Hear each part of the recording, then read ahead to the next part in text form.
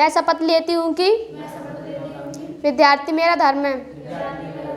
मानवता की सेवा करना मेरा परम लक्ष्य है। राष्ट्र की उन्नति में मैं सदैव तत्पर रहूँगी। अपने कर्तव्य मार्ग पर आगे बढ़ते हुए एक स्वच्छ, सुंदर तथा भ्रष्टाचार मुक्त भारत का निर्माण करूँगी। जय हिंद। तो पाचन तंत्र में हम लोग देख रहे थे कि कुछ जो है फिजियो केमिकल जो है तरीके से पाचन होता है। भौतिक रासायनिक तरीके से हमने बताया था कि जटिल भोज्य पदार्थों का सरल तरीके से उसको सरल रूप में परिवर्तित करना ही क्या कहलाता है? पाचन। तो उसमें हम लोग कह रहे थे कि भौतिक तरीके से जो है पाचन की क्रिया किसके माध्यम से होती है। तो आज हम लोग यही देखेंगे कि भौतिक तरीके से पाचन जो है दांत करता है। कौन करता है? दांत करता है।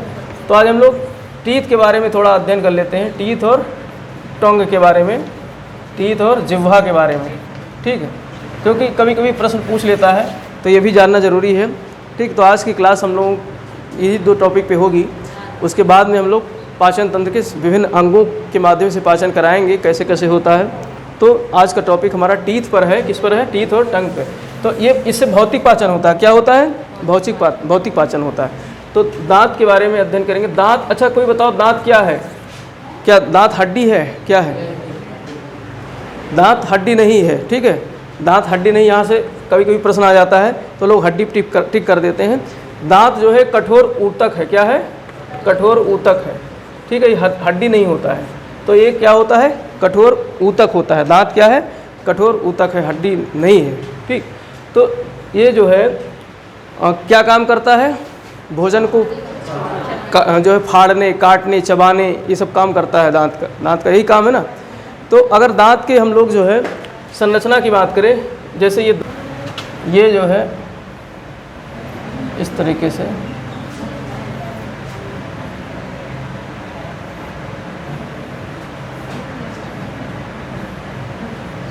इसमें एक परत और होती है, ये।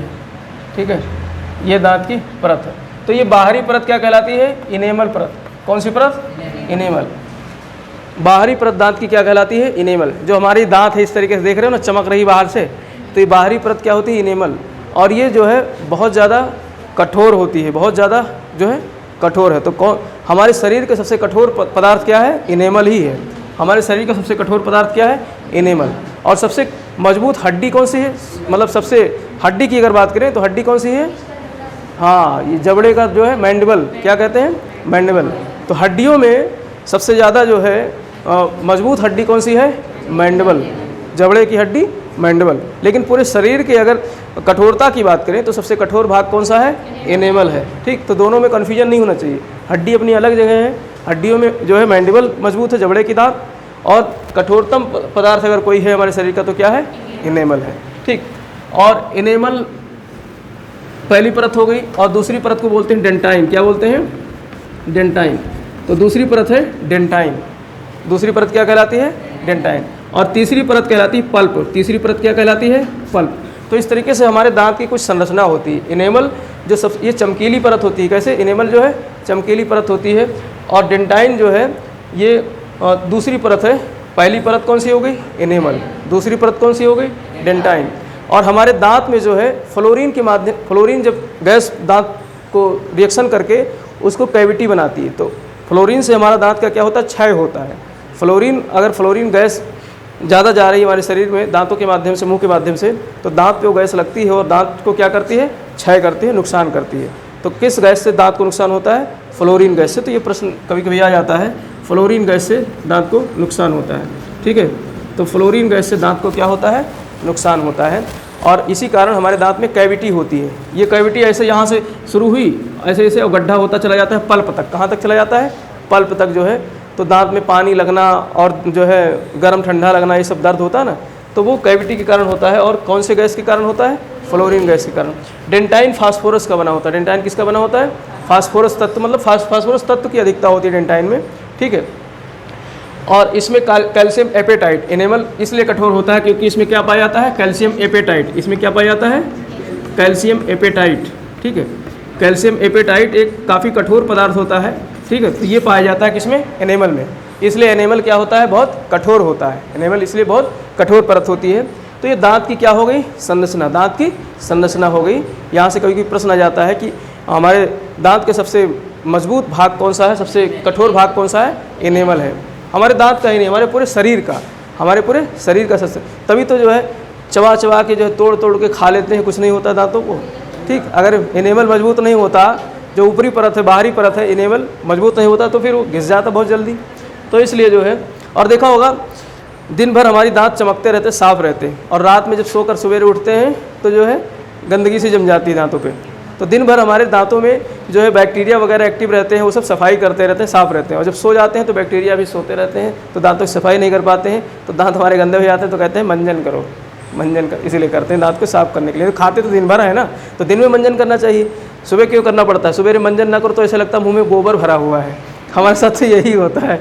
तो वो इसीलिए है क्योंकि हमारे सोने के साथ ही क्या होते हैं, बैक्टीरिया भी सो जाते हैं, तो दांतों की सफाई नहीं कर पाते हैं। ठीक, तो ये जो है दांतों की कुछ जो है इसकी संरचना हुई।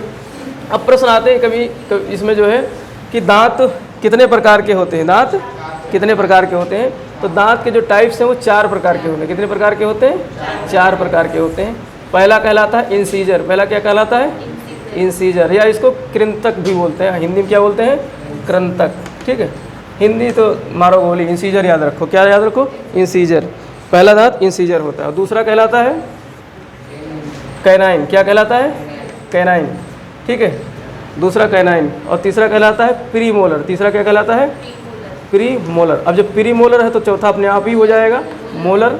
ठीक है, तो ये दांत के 4 क्या हो गए, प्रकार हो गए। आपको याद रखना है, इंसीजर, कैनाइन और प्रीमोलर और मोलर। जो हमारी ये दांत है आगे के दांत देख रहे हो। अब इस हम अपने पूरे दांत के हिस्से को, जैसे हमारा क्या है, मुख है, ये क्या है हमारा मुख है, ये ऊपर का जबड़ा है। इसी जबड़े में मान लो दांत लगा हुआ है, ये क्या है, ऊपर का जबड़ा मान लेते हैं एक तरीके से, जो है किसी बच्चे का बना दिया मैंने, चलो मान लो अपना है। ठीक, अब इसको हम 2 भागों में बांट सकते हैं कि नहीं। इधर से 2 भागों में, आधा इधर हो गया, आधा इधर हो गया।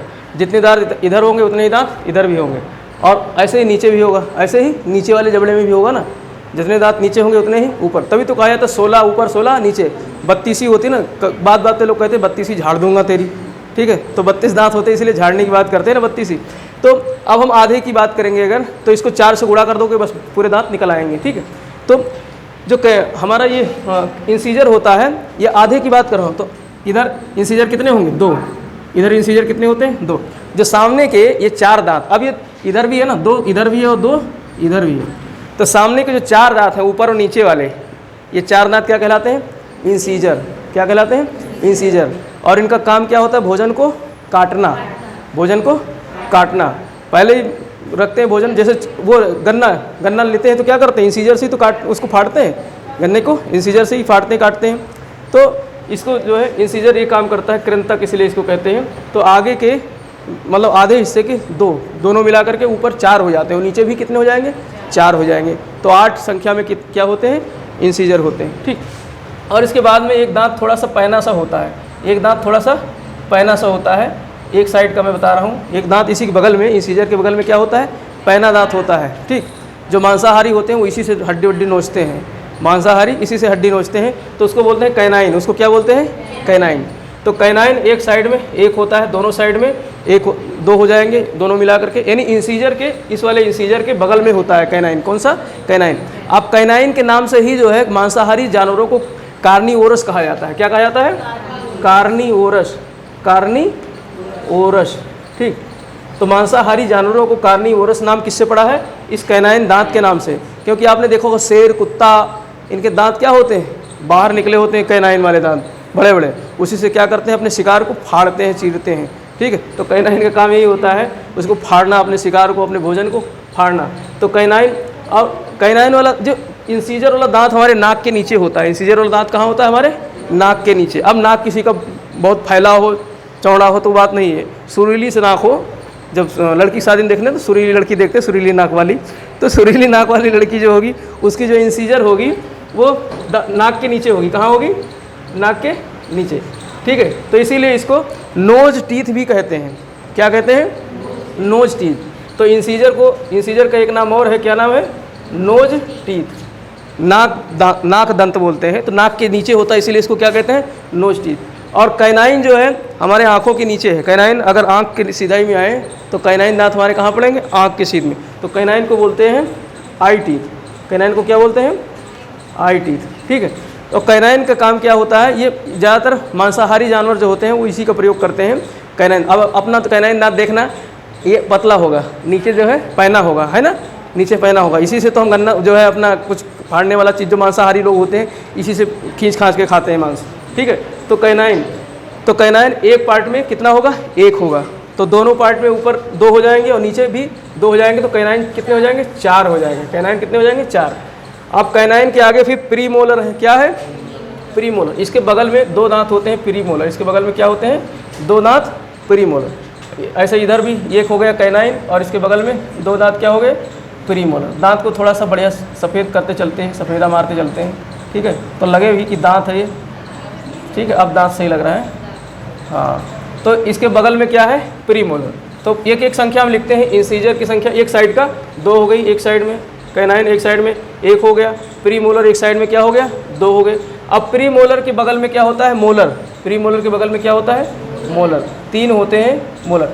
इन दोनों का काम क्या होता है, चबाना, भोजन को क्या करना, चबाना। इसीलिए इसको जो है अग्र चर्वणक, पता नहीं क्या हिंदी, चर्वणक, चबाना, चर्वणक कहते हैं ना, तो इसको चर्वणक भी बोलते हैं और इस मोलर को भी चर्वणक बोलते हैं। इसको अग्र चर्वणक बोलते हैं, इसको चर्वणक बोलते हैं। तो इसको चबाया जाता है, भोजन को क्या किया जाता है, इनसे चबाया जाता है, ठीक है। तो ये 3 होते हैं मोलर। कितने होते हैं एक साइड में, 3 होते हैं। तो इस तरीके से दांत अगर गिनोगे तो कितने हो गए, 1 2 3 4 5 6 7 8। एक साइड में कितने दांत हो गए, 8, और दूसरे साइड में भी 8 होंगे।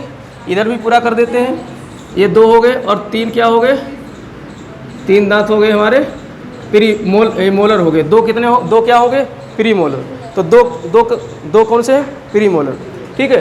अब जो प्रीमोलर है ये हमारे गालों के बगल में होता है। कहाँ होता है, गालों के पास होता है, तो इसको चीक टीथ बोलते हैं, इसको चिक्स टीथ भी बोलते हैं। प्रीमोलर को क्या बोलते हैं, चीक्स टीथ, ठीक है। चीक्स मतलब गाल कहते हैं ना, तो गाल दांत किसको कहते हैं, गाल दंत किसको कहते हैं, प्रीमोलर को। तो ये चीक्स टीथ हो गया, क्योंकि गालों के पास में यहाँ होता है, तो इसको चीक्स टीथ भी बोलते हैं। और मोलर जो है कहते हैं अभी इसके बुद्धिक दांत नहीं आए हैं, अभी तुम लोगों के बुद्धिक दांत नहीं आए होंगे, ठीक है, ठीक। तो ये मतलब इकट्ठा नहीं निकलते, ये तीनों दांत जो है इकट्ठा नहीं निकलते हैं। लास्ट वाला दांत तो हो सकता 20 25 22 23 24 साल की उम्र में निकलता है। हमारा तो अभी कुछ समय तक निकल, हमारी बुद्धि तो आई ही नहीं थी, हमारे दांत तो अभी तक निकलते रहे 30 साल तक की उम्र तक। ये वाले कौन से, मोलर। तो मोलर को क्या बोलते हैं, विजडम टीथ। मोलर को क्या कहते हैं, विजडम टीथ। तो विजडम टीथ किसको कहते हैं, मोलर कहते हैं बुद्धि की दांत, अक्ल की डाढ़ बोलते हैं ना, अक्ल की डाढ़, अक्ल डाढ़ बोलते हैं। अक्ल की डाढ़ मतलब दांत, डाढ़ मतलब दांत, तो अक्ल डाढ़ बोलते हैं ना, किसको बोलते हैं, जो तीनों दांत हैं उनको क्या बोलते हैं, अक्ल डाढ़। अब ये इसमें जो है ये 3 होते हैं। ये कितने होते हैं, मोलर 3 होते हैं। प्रीमोलर कितने होते हैं, 2 होते हैं। तो एक स्वस्थ व्यक्ति, एक जो वयस्क होता है, वयस्क एडल्ट व्यक्ति के अंदर, चाहे पुरुष हो चाहे महिला हो, दांतों की संख्या कितनी होगी सब पूरे शरीर में, 32। भाई 8 एक साइड में, 8 एक साइड में ऊपर वाले हिस्से में, ऐसे नीचे वाले हिस्से में 8 एक साइड में, 8 एक साइड में, तो 16 जो है ऊपर, 16 नीचे, 32। अब 32 ही हमको लगता है बहुत कम देखने को मिलती है, अंदर वाली तो बहुत निकलते नहीं, पूरी निकल ही नहीं पाती है दांत जो है। तो इस तरीके से ये विजडम टीथ हो गई।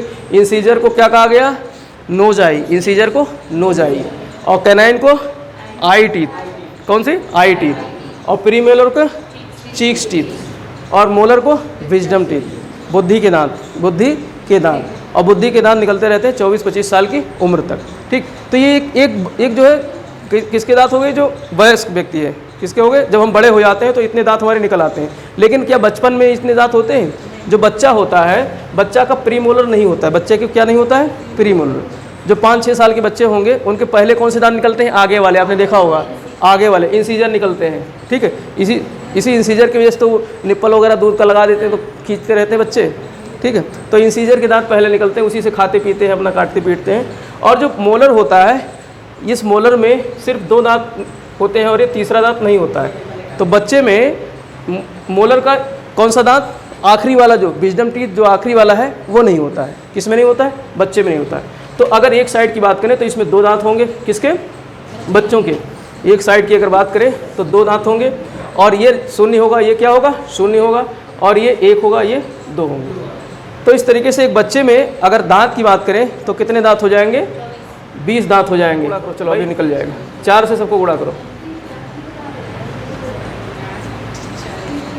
4 से गुणा करो, 4 4 यानी 8 8 8 यानी 16 और 16 4 20, ऐसे निकाला करो, मल्टीप्लाई कर दो बस, कुछ नहीं, एक नंबर लिखा है बस उसी को मल्टीप्लाई कर दो। तो ये 16 हो गए, 8 ये हो गया, 8 ये हो गया, और 4 ये, 8 यानी 16 और 4 20। तो 20 दांत जो होते हैं वो जो है हमारे किसी भी मानव शरीर में 2 बार उगते हैं। ये 20 दांत क्या हो जाते हैं, टूट जाते हैं। ये 20 दांत टूट जाते हैं बारी बारी से, ऐसा नहीं कि एक बार की टूट जाएगा। बच्चों के दांत आपने देखा होगा कि निकलते रहते हैं और टूटते रहते हैं, एक टूटा फिर उसके नीचे से दूसरा निकलेगा, फिर बारी आ जाएगी दूसरे की। तो ऐसे लगभग, हाँ ऐसे लगभग 10-12 साल की उम्र तक, 12-13 साल की, 14 साल की उम्र तक दांत हमारे क्या होते रहते हैं, टूटते रहते हैं और निकलते रहते हैं। तो इसको बोलते हैं, कौन से दांत बोलते हैं, दूध के दांत। इसको क्या बोलते हैं, दूध के दांत। तो दूध के दांत हमारे जो होते हैं वो 20 दांत होते हैं जो जीवन काल में पूरी तरीके से दोबारा रिप्लेस होते हैं, दोबारा रिप्लेस होते हैं। लेकिन जो ये वाले दांत थे वो क्या नाम है, बाकी के जो दांत इनमें नहीं थे, ये एक ही बार निकलते हैं। कौन से, प्री मोलर और एक मोलर। ये प्री मोलर के दोनों दांत एक साइड के और मोलर का एक दांत, यानी कि 20 और अब कितने बचे, 12। ये इनको अगर गुणा करोगे आप तो कितने हो जाएंगे, 12 हो जाएंगे। तो 12 दांत हमारे जो होते हैं क्या होते हैं, परमानेंट होते हैं। क्या होते हैं वो, परमानेंट, एक ही बार निकलते हैं। तो 2 बार तो 20 निकले, तो 20 दूना क्या हो गया, 40, और 12 कितना हो गया, 52। तो एक व्यक्ति के शरीर में पूरे जीवन काल में कितने दांत निकलते हैं, 52 दांत निकलते हैं। इसीलिए जब ये वाले दांत हमारे टूट जाते हैं, क्या नाम है, ये वाले दांत हैं, बचपन में जब 20 दांत निकलते हैं, टूट जाते हैं, तो फिर तीसरी बार नहीं निकलते हैं। फिर हम लोग क्या करते हैं, उसके नकली दांत लगवाते हैं। नकली दांत तभी तो लगवाते हैं। तो इसलिए जो है नकली दांत लगवाने पर, तो प्रश्न कभी कभी आ जाता है कि एक व्यक्ति के जीवन काल में कितनी बार दांत निकलते हैं, तो 52 दांत निकलते हैं। वैसे तो 32 ही रहती है, लेकिन दांत कितने निकलते हैं, 52। तो अब यहाँ पर जो है दंत सूत्र की अगर बात करें, किसकी, दंत सूत्र की, तो दंत सूत्र किस तरीके से निकाला जाता है, इसका फार्मूला क्या है दंत सूत्र का।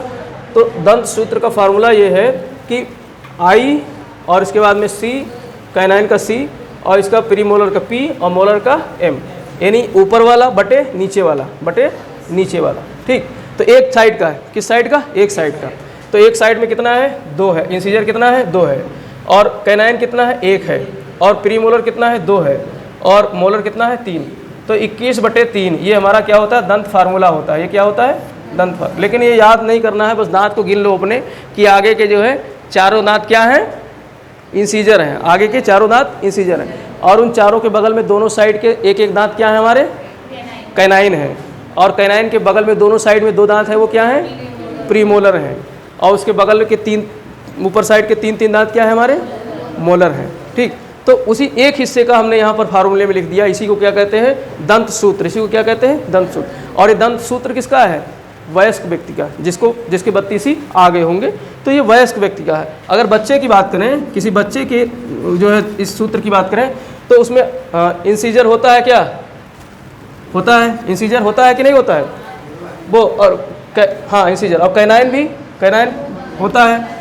और इसके अलावा प्रीमोलर नहीं होता है, तो 0 लिख देंगे। और मोलर कितने होते हैं, 2 होते हैं। तो 21/02 ये किसका फार्मूला है, बच्चे का। 21/02 ये किसका फार्मूला है, बच्चे का।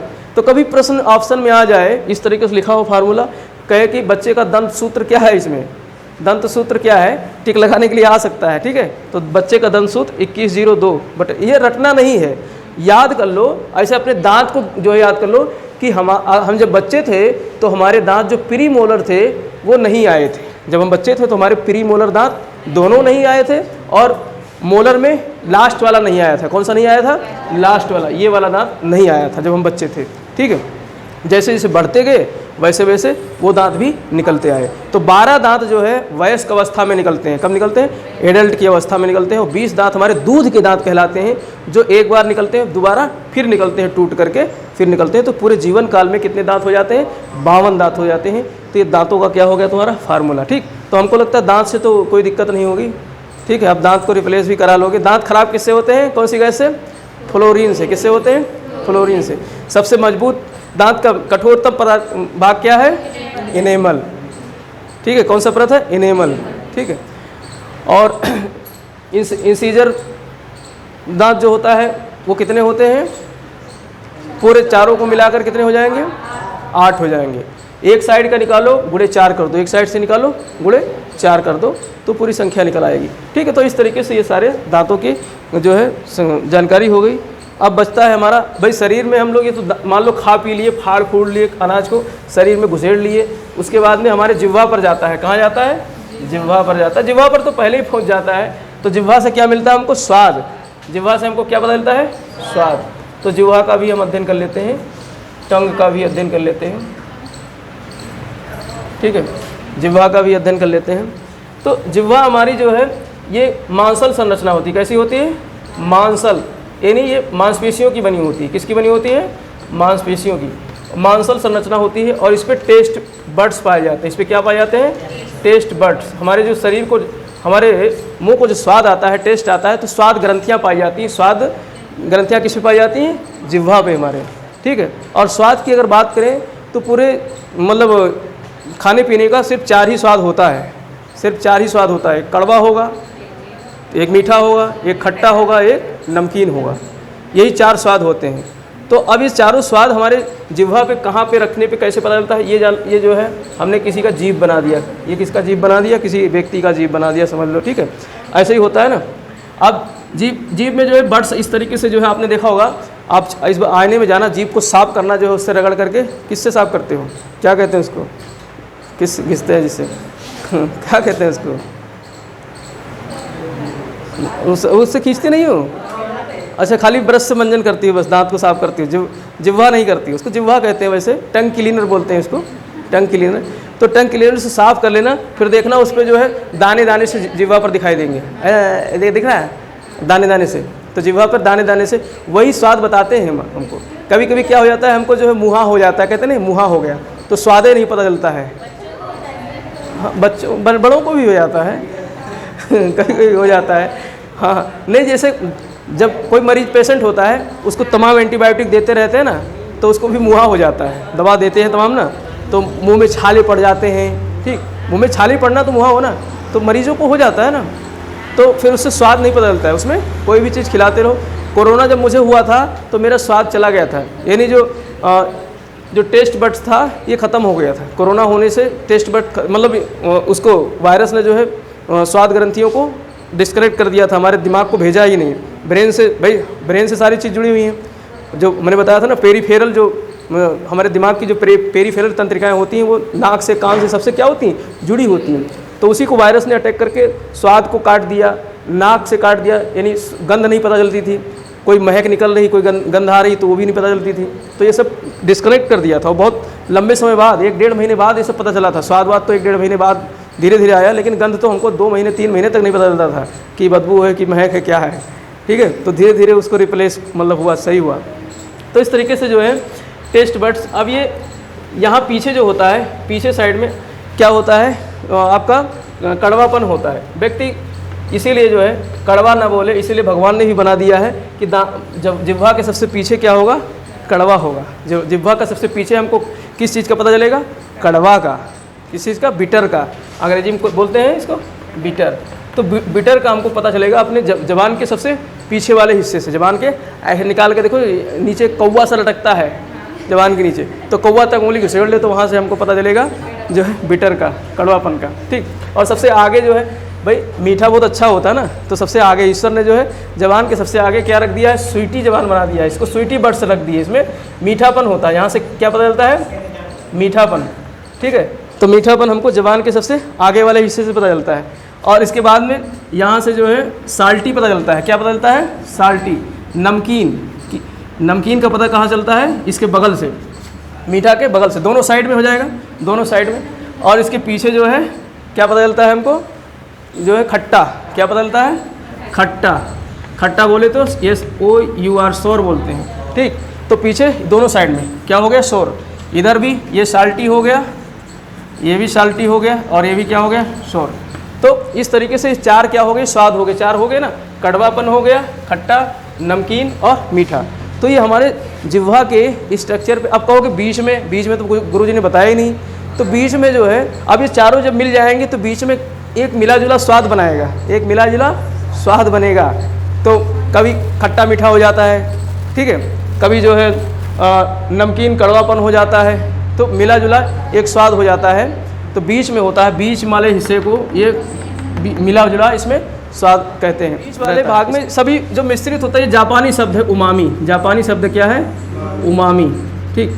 तो बीच में जो स्वाद होता है उमामी स्वाद होता है। ये एक पांचवें प्रकार का स्वाद है। ये स्वाद कोई है नहीं, सारे स्वाद जब मिश्रित हो जाते हैं, मिक्स हो जाते हैं, तो वही क्या हो जाता, कहलाता है उमामी। एक जापानी शब्द है उमामी।